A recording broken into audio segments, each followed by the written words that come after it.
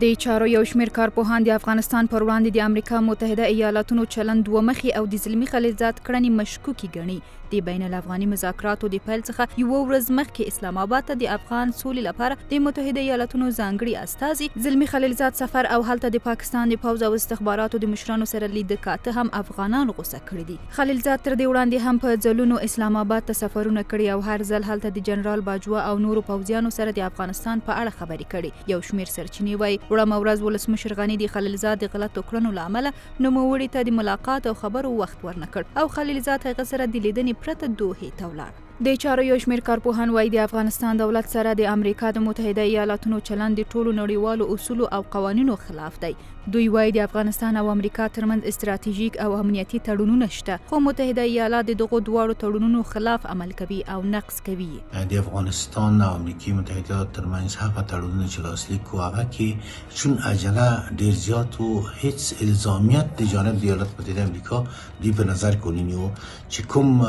بخشو کې امریکا متحده ایالات مکلفیت لري چې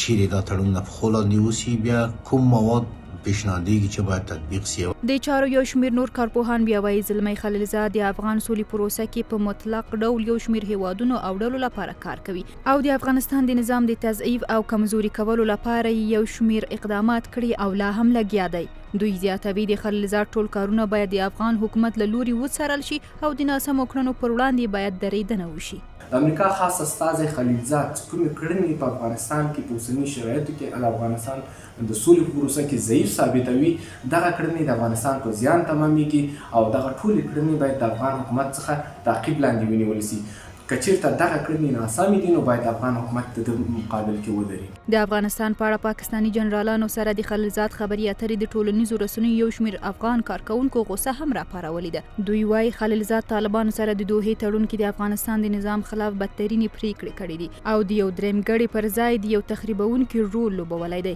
او ولسونو هم د تیرو میاشتو پر مهال په بیلابیلو ښارونو کې د امریکا د غلطو پریکړو د خلیلزاد د مشکوک ماموریت او د افغان دولت په ملاتړ لاریونونه کړي دي.